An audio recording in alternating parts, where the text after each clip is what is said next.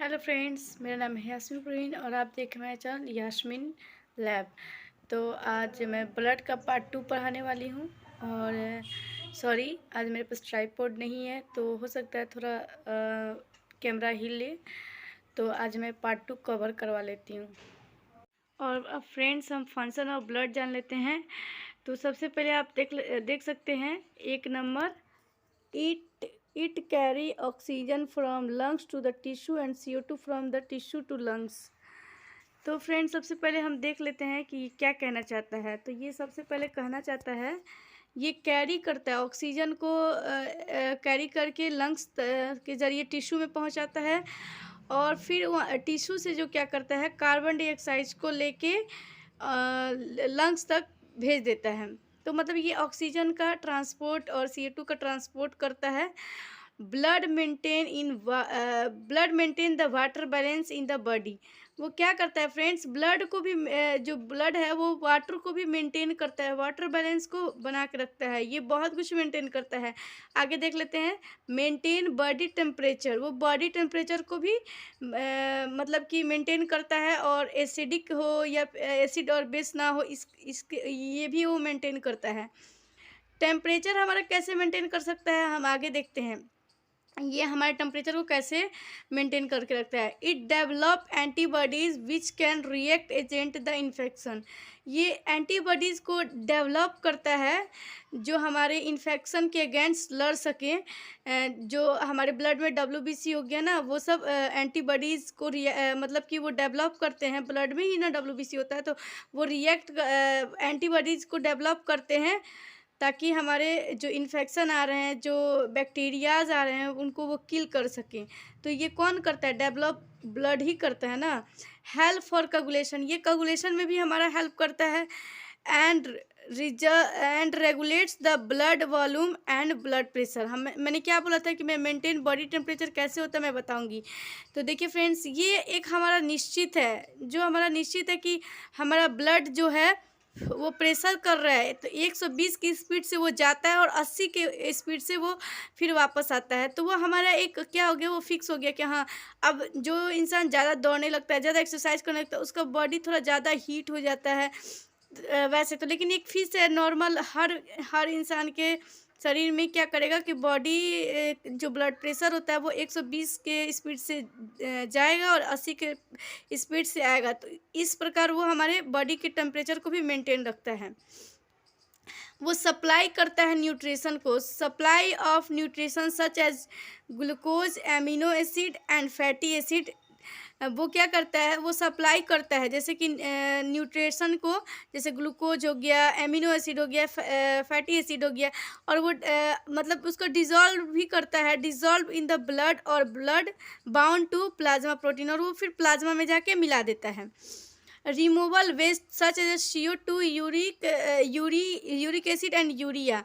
मतलब वो क्या करता है, इस सब का भी रिमूव करता है, वेस्ट प्रोडक्ट को भी वो रिमूव करता है। CO2 को ऑक्सीजन के जरिए रिमूव कर दिया, यूरिक एसिड को और यूरिया को मतलब कि यूरिन के माध्यम से वो रिमूव कर देता है। ये भी हमारा ब्लड ही करता है। Major function including the transport of hormones and the signalling of tissue damage. वो क्या कहता है, वो मतलब एक मेजर फंक्शन जो है इसका, वो इंक्लूड करता है, हार्मोन्स को भी ट्रांसपोर्ट करता है और टिश्यू डैमेज को भी मतलब बचाता है। अगर हमारा कहीं भी ब्लड निकलने लगा वेन से या फिर बॉडी से, वो कोगुलेशन में हेल्प करता है, तुरंत ही उसको क्लॉट करता है। वो सब हमारे ब्लड में सेल्स हैं, वो प्रेजेंट रहते हैं, वही सब हमारे करते हैं। तो आप, आई होप आपको फंक्शन ऑफ ब्लड समझ में आ गया। वो ब्लड हमारा जो है वो बहुत ज़्यादा फंक्शन करता है हमारे बॉडी में, बहुत ज़्यादा इसका रोल है। फ्रेंड्स, देख लेते हैं कंपोजिशन ऑफ ब्लड। 2 टाइप में होता है, मैंने पहले ही पार्ट 1 में बता दिया। अगर पार्ट 1 आप लोगों ने नहीं देखा है तो प्लीज़ पार्ट 1 देख लें, ताकि आपको पार्ट 2 क्लियरली समझ में आए। तो जो सेलुलर पार्ट होता है वो 45% होता है, और जो लिपिड पार्ट होता है वो 55% होता है। कहीं कहीं आपको बुक में ये 40% और प्लाज्मा जो है वो 60% भी दिखेगा। सेलुलर पार्ट में क्या होता है फ्रेंड्स, तो इरिथ्रोसाइट होता है, ल्यूकोसाइट होता है, थ्रोम्बोसाइट होता है। तो इरिथ्रो मैंने पहले ही बता दिया था पहले पार्ट में। इरिथ्रो मतलब रेड, साइट मतलब सेल, रेड ब्लड सेल को ही इरिथ्रोसाइट कहते हैं। Leucocyte, leuco means white, cyte means cell, white blood cell. Thrombocyte, thrombo means clotting और साइट में सेल, जो सेल क्लॉट करता है उसको थ्रोम्बोसाइट कहते हैं। और प्लाज्मा भी चैप्टर बहुत बड़ा है, तो फ्रेंड्स हम प्लाज्मा भी कवर कर लेते हैं। जो लिक्विड पार्ट होता है उसमें प्लाज्मा और सीरम आते हैं।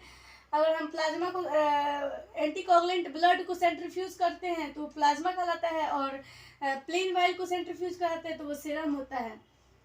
तो प्लाज्मा में प्रोटीन 7% होता है, ये पूरे ब्लड का 55% प्लाज्मा होता है। आप इसमें FAG इसका कोड है, आप कोड से याद रख सकते हैं। कौन कौन से प्रोटीन होते हैं, तो फाइब्रिनोजन होता है, एल्बुमिन होता है, ग्लोबुलिन होता है।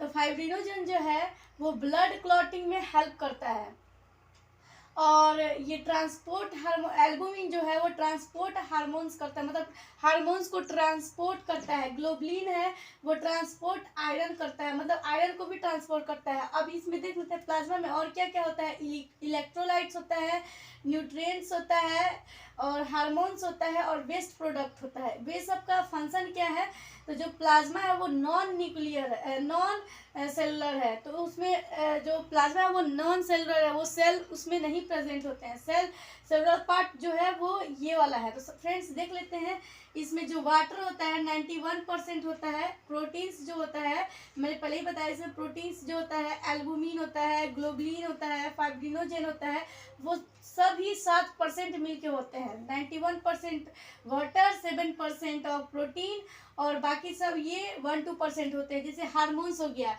T3 T4 TSH हो गया, इंसुलिन हो गया।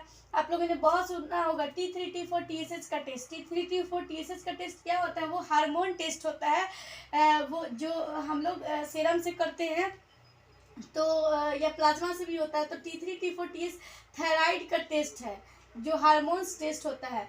इलेक्ट्रोलाइट्स, सोडियम, पोटेशियम क्लोराइड, वो भी इसमें प्रेजेंट होता है। वेस्ट प्रोडक्ट यूरिया हो गया, बिलिरुबिन हो गया, क्रेटिनिन हो गया। फ्रेंड्स यहाँ पे एक बात नोट्स कर लीजिए, ये जो वेस्ट प्रोडक्ट में बिलिरुबिन जहाँ आया है, बिलिरुबिन के ही कारण हमारा जो लैटरिन होता है वो येलो होता है, और बिलिरुबिन के कारण ही प्लाज्मा का भी कलर येलो होता है। गैस जो है CO2 हो गया, NO2 हो गया, N2 हो गया, मतलब इसमें गैस भी प्रेजेंट होता है। मिनरल्स में Ca, Mg, Fe, Z etc बहुत सारे हैं। कैल्शियम हो गया, मैग्नीशियम हो गया, आयरन हो गया, जिंक हो गया, ये सब हमारे प्लाज्मा में रहते हैं। ज़्यादा मेनली इसी को हम लोग याद रखेंगे। FAG, F से फिब्रिनोजन, A से एल्बुमिन, G से ग्लोबुलिन। तो आप ये फ्रेंड्स ये कोड है, याद रखिए। अब हम आ जाते हैं इधर। तो मैंने पहले ही बताया था, थ्रोम्बोसाइट हो गया, लिकोसाइट हो गया, इरिथ्रोसाइट हो गया, सब इसमें सेल प्रेजेंट होते हैं। इसको हम डिटेल से पढ़ेंगे।